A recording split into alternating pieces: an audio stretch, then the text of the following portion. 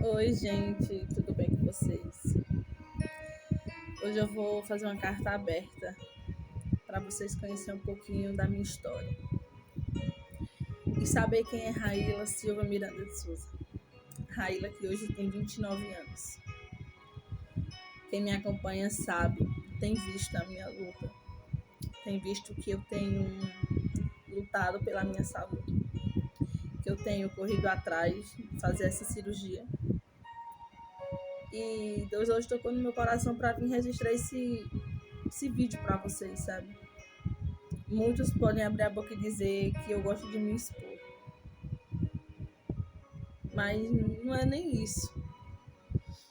É porque eu realmente quero contar um pouquinho para vocês. E eu senti da parte de Deus de poder compartilhar um pouquinho da minha história com vocês. Mesmo nesse momento crucial que eu estou passando, lutando pela minha vida. Eu, eu fui uma criança que tinha sonhos, sim. Tinha. Mas a vida ela foi muito cruel comigo. Eu sei que tem crianças, pessoas hoje que são adultas, que passaram por situações até piores. Eu não vou aqui dizer que a minha luta é maior do que a do meu irmão, do que a do meu vizinho, jamais.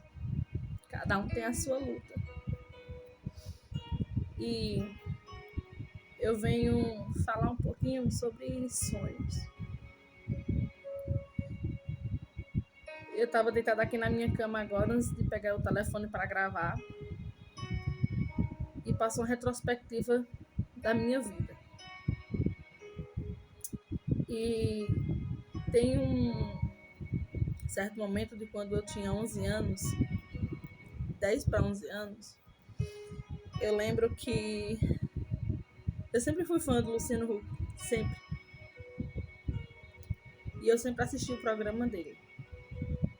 Eu não perdi um sábado. Eu lembro que lá na casa da minha mãe nem tinha televisão no tempo. E eu ia para casa dos vizinhos ou da minha tia assistir. Um papel e um lápis na mão. Para que errar ele, esse papel e esse lápis na mão? E quando passava o quadro Agora ou Nunca, sempre que terminava o quadro, passava, né, embaixo o CEP e a caixa postal e o endereço para quem quisesse participar, escrever. E eu lembro que eu tive que assistir mais de 3 programas para mim poder anotar o CEP, a caixa postal e o endereço. E as minhas cartas eram assim, ó. Oi, Luciano Huck. Eu me chamo Raíla. Eu moro em Petrolina. Luciano Huck, me dá a oportunidade de passar no seu programa para me participar do quadro, uma criança, viu? Para me poder participar do quadro Agora ou Nunca, porque eu tenho um sonho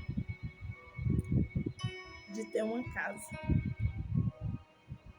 Eu tenho um sonho de mudar a minha vida e a vida da minha família. Era bem assim.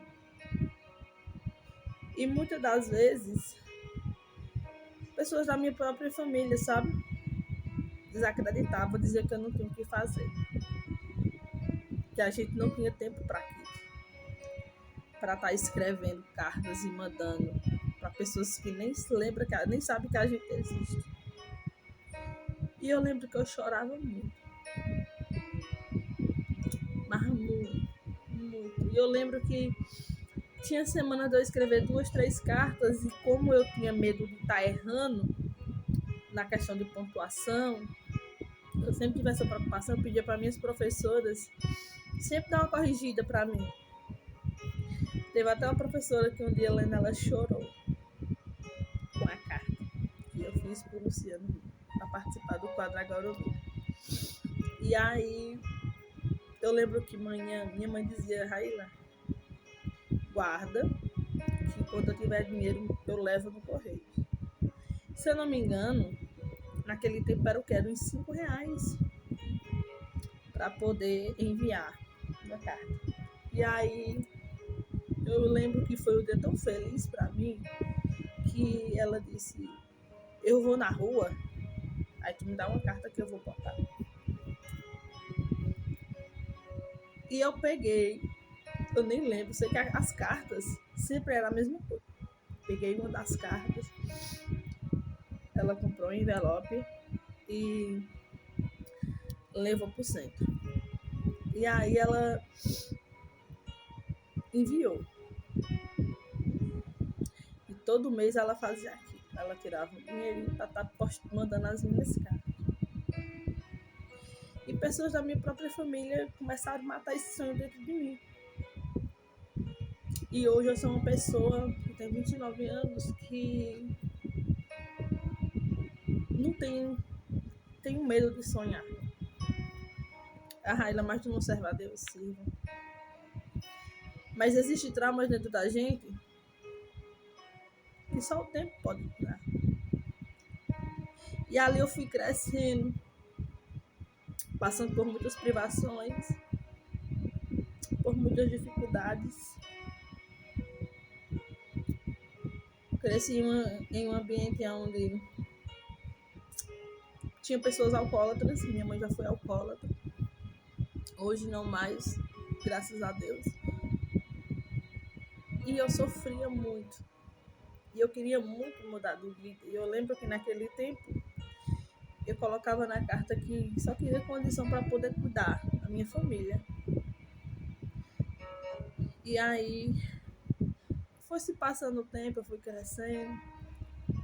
Pessoas foram falando que não era para mim fazer mais aquilo. E eu parei de fazer. E não mandei mais as cartas.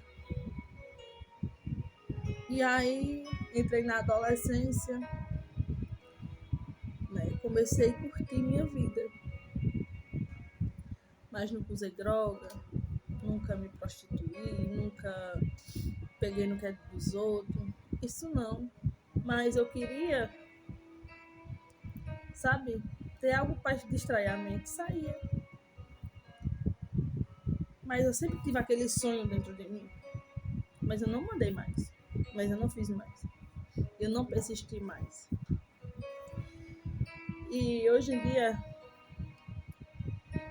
eu sempre olho para o meu filho. Meu filho vai fazer 10 anos. E eu acho tão lindo ver ele sonhar. Eu acho tão lindo ver ele dizer: mamãe, eu quero ser isso. Mamãe, eu quero ser aquilo. Quando meu filho tinha 6 anos, eu descobri que o meu filho tinha um autismo leve. E ali eu não quis acreditar. E começou a questão de investigação, de tratamento. Foi o tempo que eu me separei do pai dele. E aí foi um baque pra mim, sabe? E quando meu filho sempre falava pra mim: mamãe, um dia nós vamos ter uma casa. E eu sempre lembrava que eu tinha esse mesmo sonho que ele tem hoje, né? Minha gravidez do Cauã não foi fácil. A minha gravidez do Cauã foi uma gravidez muito complicada. Mas ele foi uma criança muito desejada, sim. Ele foi uma criança muito esperada, foi. Ele foi desejado tanto no meu coração como no coração do pai dele. Por mais que hoje eu não esteja mais com o pai dele, mas foi uma criança que foi muito desejada. E dia 23 agora, se Deus quiser, ele vai fazer 10 aninhos. E toda vez que eu ia levar ele pra médica, a médica olhava pra mim e mandava sempre procurar uma psicóloga pra mim. Eu não. Desde quando as pessoas mataram um dos meus sonhos quando eu era criança, eu tive que me virar. Eu tive que viver minha vida. Eu saí de casa com 17 anos. Então, eu tive que aprender a me virar muito cedo. Teve pessoas que saíram mais cedo do que eu.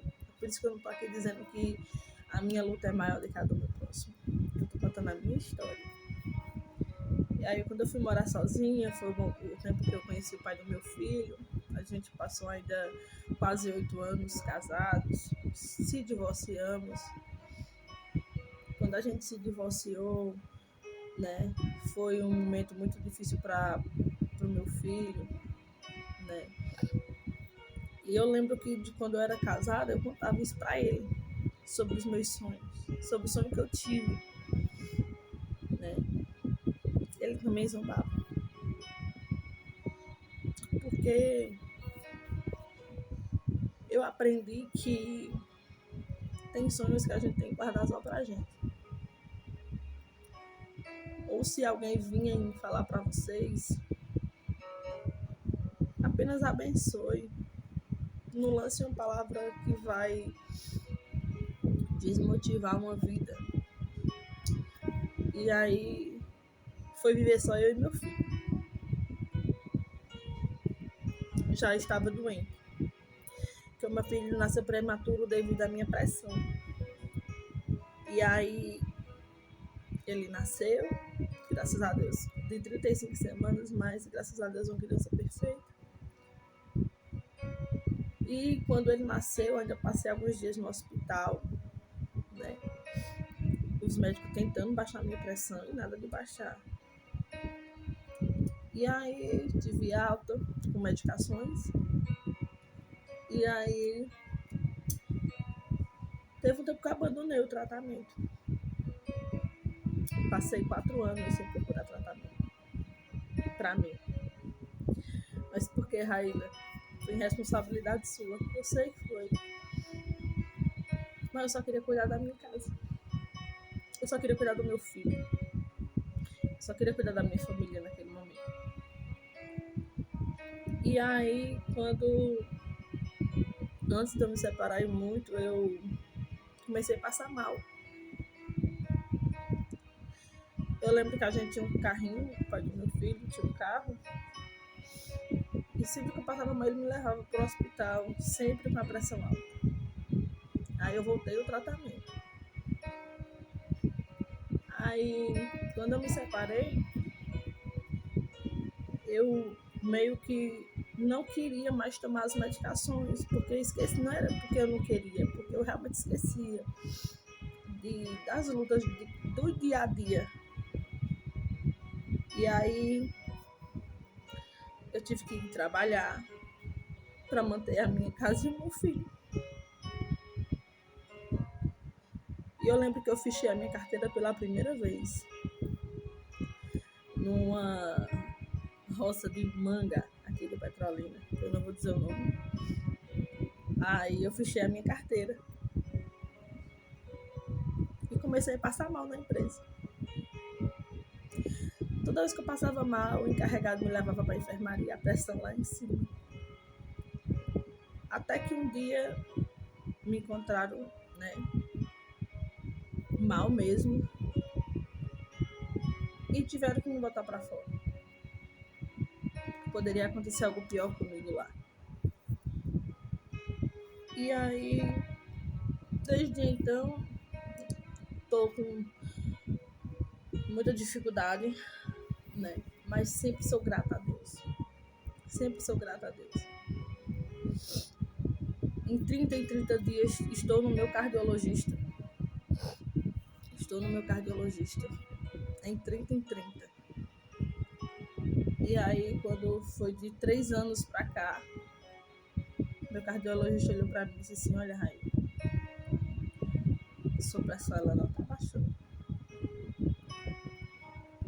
Você tá tomando 5 remédios, no tempo eu tava tomando 5. Olha, Raí, sua pressão não tá baixando.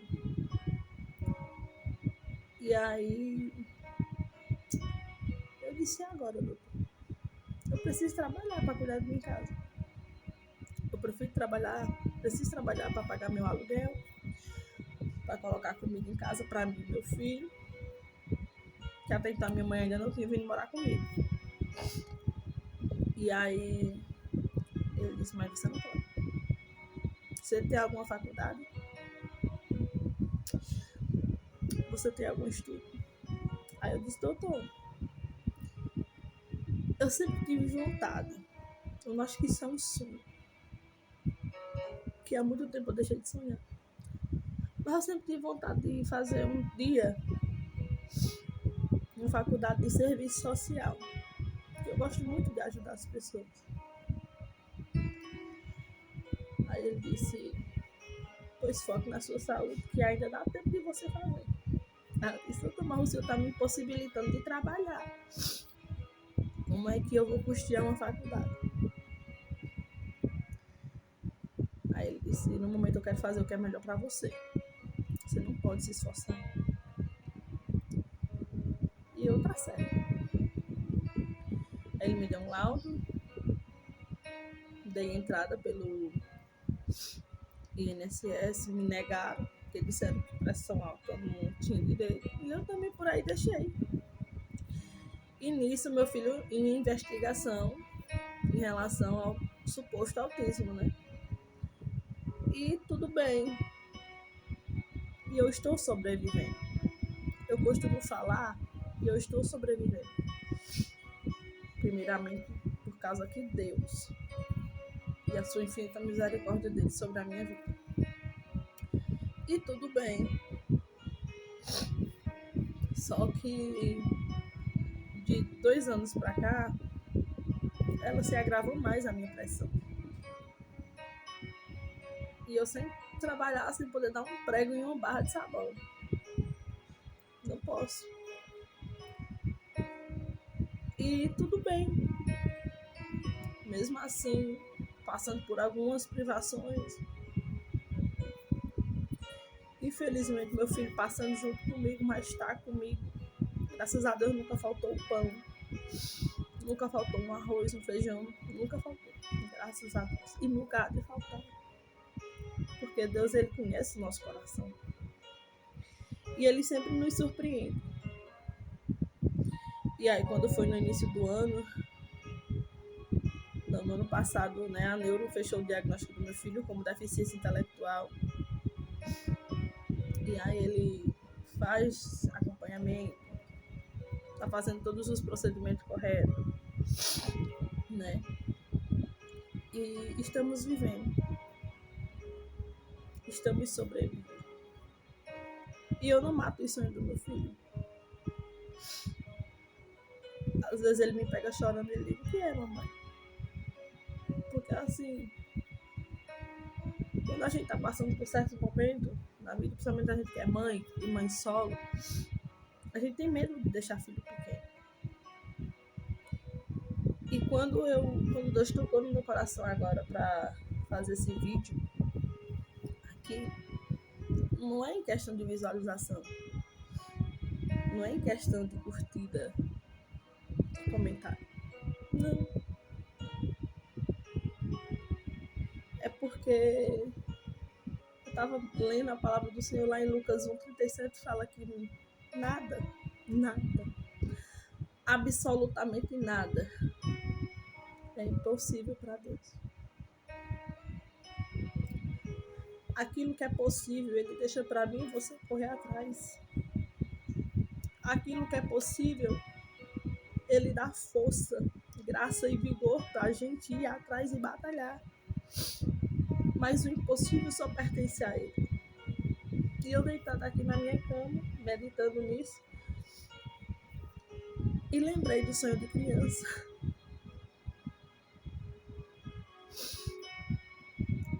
De criança que eu sempre quis. Eu disse, meu Deus, como eu queria. Como eu queria que naquele tempo as minhas cartas tivessem chegado ao Luciano. E eu falando isso, do nada apareceu um anúncio do Luciano Huck. Eu digo, meu Deus, porque Deus testifica as coisas. E tô aí na luta para cirurgia. Não tenho retorno de nada. o vídeo que um blog aqui de Petrolina postou. Já tem 24 mil visualizações, mas infelizmente nenhum responsável pela área da saúde entrou em contato comigo. Sim, estou com medo, que a minha pressão ela é muito alta. Eu preciso fazer a cirurgia chamada de denervação renal. Uma pessoa olhou para mim essa semana e disse: por que você não pesquisa particular? Particular com o quê? Se eu não estou tendo recursos. Eu procurei um advogado esses dias para entrar na justiça, para processar o Estado, para ver se consigo a cirurgia. O advogado me cobrou 8 mil. Uma pessoa que não trabalha, não pode trabalhar, está sobrevivendo, graças a Deus, porque Deus tem misericórdia. Não tenho nada a reclamar. Mas como assim eu vou fazer uma particular? Eu falei. E aí quando foi agora, Deus tocou no meu coração e disse: filha, nada pra mim é impossível. Volte a sonhar. Volte a colocar tudo nas minhas mãos. Volte a ter a fé daquela menina de 11 anos. Volte a ter aquela fé.